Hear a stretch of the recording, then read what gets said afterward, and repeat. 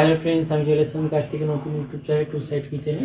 আজকে একটা নতুন রেসিপি নিয়ে। আজকের রেসিপি হচ্ছে ডিম কষা। সেটা বানাতে কী কী উপকরণ লাগে আসুন দেখায়। তার আগে একটা কথা বলে দিই, আমার চ্যানেলে যেসব ভিডিও ছাড়া আছে আপনাদের যদি ভালো লেগে থাকে লাইক কমেন্ট শেয়ার করবেন, বেশি বেশি করে শেয়ার করবেন। আপনি যদি আমার চ্যানেল নতুন হয়ে থাকেন প্লিজ সাবস্ক্রাইব করে দেবেন, নিচে বেল নোটিফিকেশন তাহলে করে দেবেন যাতে আমার ভিডিও আপনাদের কাছে আগে পৌঁছে। তাহলে চলুন ডিম কষা রেসিপিটা বানাতে কী কী উপকরণ লাগে আসুন দেখায়।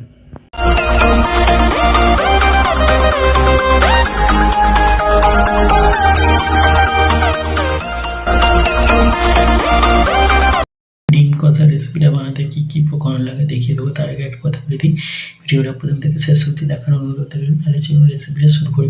এখানে তিনটে ডিম সেদ্ধ করে নিয়েছি, খোলাও ছাড়িয়ে নিয়েছি। তাহলে চলুন রেসিপিটা শুরু করি। গ্যাসটা ছেলে কড়াই তেল দিয়ে আমি বসিয়ে দিয়েছি। তেলটা গরম হয়ে গেছে, পেঁয়াজটাকে ভেজে তুলে নেবো। নুন দিয়ে দেবো, দিয়ে পেঁয়াজটাকে ভালো করে ভেজে নেবো। পেঁয়াজটাকে ভেজে নেবো লাল করে। পেঁয়াজটা লাল করে ভেজে নিয়েছি, তুলে নেবো। তেলের উপর দিয়ে দেবো দুটো কাঁচা লঙ্কা, টমেটো দিয়ে দেবো, হলুদ দিয়ে দেবো,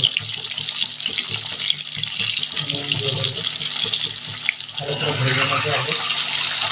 আগে কাজু কাঠবাদাম পোস্ত আর সরষে একসাথে বেটে রেখে ওটা দিয়ে দেবো। এর মধ্যে দিয়ে দেবো জিরে গুঁড়ো, দিয়ে দেবো হলুদ গুঁড়ো, দিয়ে দেবো লঙ্কার গুঁড়ো, অল্প একটু নুন দিয়ে দেবো। ভালো করে মশলার সাথে ডিমটাকে কষিয়ে নেবো। ভেজে রাখা কিছুটা পেঁয়াজ দিয়ে দেবো।